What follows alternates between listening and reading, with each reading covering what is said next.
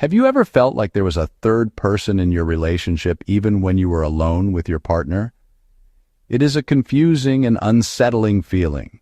You might sense a shadow, an unspoken comparison, a secret that hangs in the air between you. This is not just your imagination. It is often a sign of a very specific and damaging dynamic known as triangulation. This pattern can quietly poison the trust and intimacy that a healthy relationship needs to survive. Understanding what it is and why it is happening is the first, most crucial step toward protecting your emotional well-being and reclaiming your sense of reality.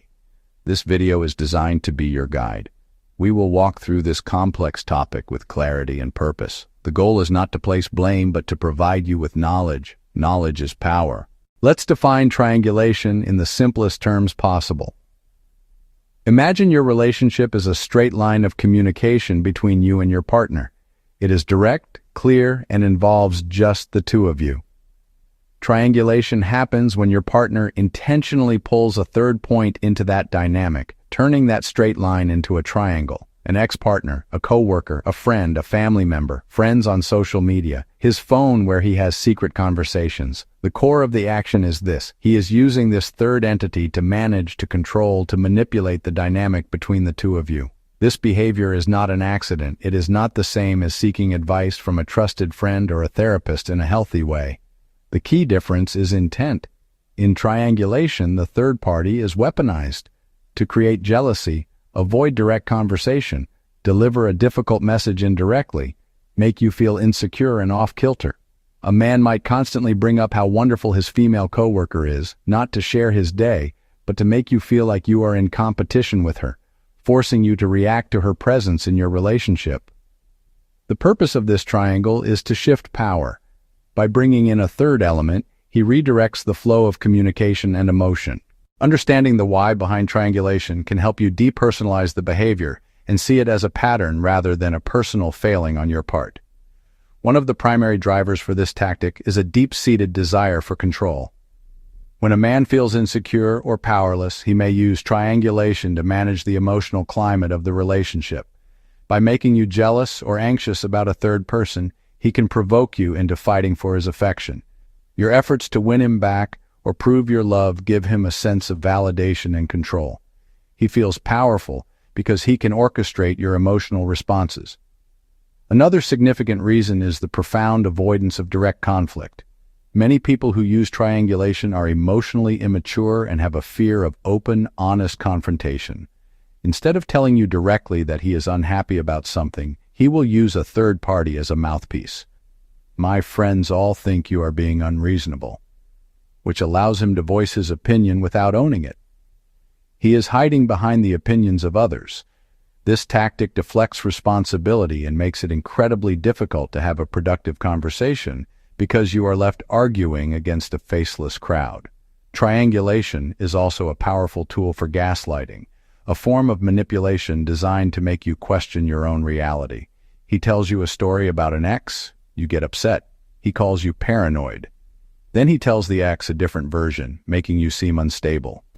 Some men use triangulation to keep options open and avoid commitment, maintaining inappropriate ties with an ex, a work wife, or adoring fans. He enjoys your stability while harvesting validation elsewhere. It is hedging. He stays the prize at the center of a competition, never fully vulnerable or accountable, keeping you in a perpetual audition. Recognizing the signs of triangulation is the first step toward disarming its power over you. A common red flag is constant, glowing comparison of you to other people. He brings up his ex, how she handled things, cooked a certain meal, understood him. This is not nostalgia. It is a calculated move to plant insecurity and make you feel you do not measure up. Pay attention to how he handles private conflicts. A major sign, involving third parties in disagreements that should remain between you, running to his mother, his best friend, his followers, to complain and cast himself as the victim while you are the aggressor. This gathers allies to validate him while isolating you and betraying your trust. A healthy partner resolves with you, not builds a case against you. Deliberate jealousy, a picture with a coworker with an overly familiar caption, or liking a long string of provocative photos. When you react with hurt, he dismisses you. You are dramatic, crazy, insecure, controlling, while he enjoys the ego boost and attention. He reframes himself as the innocent, unfairly attacked by your jealousy. A classic bait and switch. Secrecy and defensiveness around communication, angling phones, closing laptops, anger when asked. While privacy is normal in triangulation, secrecy is a wall protecting external connections. Parallel conversations become the third point of the triangle, a constant invisible source of anxiety, a feeling of something withheld even if you cannot prove it. The impact is not just a momentary sting of jealousy, it is a slow, corrosive process that can deeply damage your psychological well-being. Over time, being positioned against a third party erodes your self-esteem. You internalize comparisons, not as interesting as his coworker, not as understanding as his ex, not as fun as his friends. The cycle leaves you feeling inadequate, chipping away at your core confidence until you barely recognize your former self. It destroys trust, the bedrock of intimacy. When he shares private matters or maintains secret communications, safety vanishes. You become hyper-vigilant, trained by his behavior to expect deceit, even if you are not inherently untrusting. He positions you as the unreasonable one to others, friends and family as jury, skewing events, leaving you alienated and alone, you against the world. An isolated partner is easier to control. The anxiety, second-guessing, highs and lows, your nervous system locks into fight or flight, risking anxiety disorders, depression, chronic stress. You have no energy left for your growth, career, or friendships. Your world shrinks until it becomes an unwinnable game he created. The very first and most empowering step you can take to dismantle a triangulation dynamic is to name it out loud. Call out the behavior, not with aggression, but with calm, factual clarity. This is not about starting a fight. It is about turning on the lights in a dark room.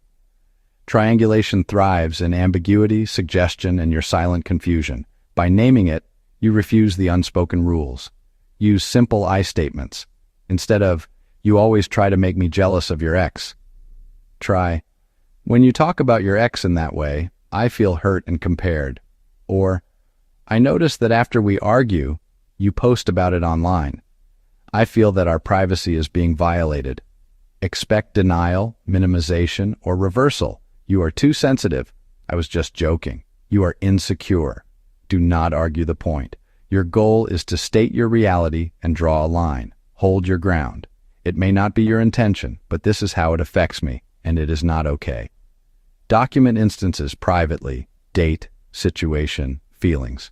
For example, January 12th, he brought up Sarah's promotion again, said she is so ambitious, felt small.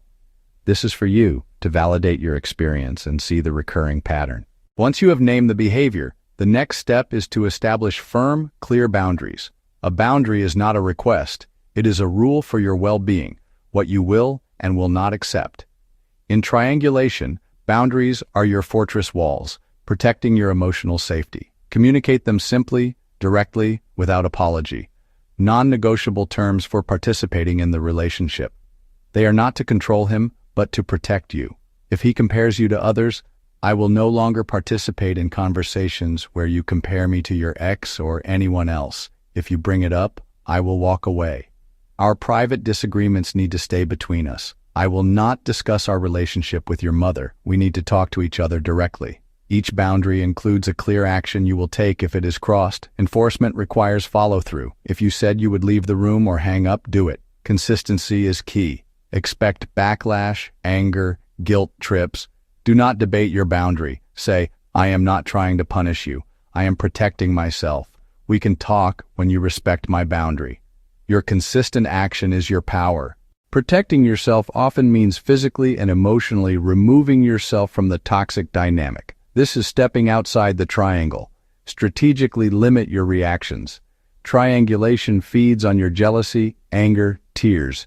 Your reactions are its fuel. Respond with calm indifference. Starve the game. You are not a robot. You're choosing not to provide the dramatic payoff. Try. "I see." "Okay." Then change the subject. When triangulation starts, take physical space. I'm going to make some tea, or I need to finish a task, and leave the room, calmly and deliberately. Use space to breathe, regulate your nervous system, and avoid the emotional vortex. Your exit is a clear, non-verbal boundary. Build and maintain a strong support system. Triangulation thrives in isolation. Consider a therapist who understands manipulative dynamics, tools, strategies, and a safe place to process. Create a safety plan if control or abuse is broader. Set aside emergency money, copy key documents, identify a safe place to go. Even if you are not ready to leave, a plan restores a sense of control amid chaos. You have absorbed a great deal. Now distill it into a clear action plan.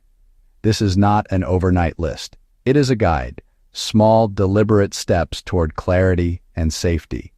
Follow this checklist to reclaim your peace. You are not powerless. Your decisive action changes the dynamic. First, observe and document. Become a quiet observer. Do not make sudden moves. Just watch and write. Note the date, the people involved, what was said or done, and how it made you feel. This is your data, your eyes only. This cuts through gaslighting. In a week or two, the pattern becomes clear. Second, pick one recurring behavior. Comparisons, sharing fights, secret texts. Prepare a calm script. It hurts me when you compare me to other women. I will no longer be part of those conversations. If you start, I will leave the room. Practice, then deliver at a calm moment. Third, reinvest in yourself. Time with friends, revive a hobby, walk in nature, look up a therapist or support group. This is not giving up. It is building strength to face what comes next from power, not desperation. Your well-being is the ultimate prize. Protect yourself. You are worth it.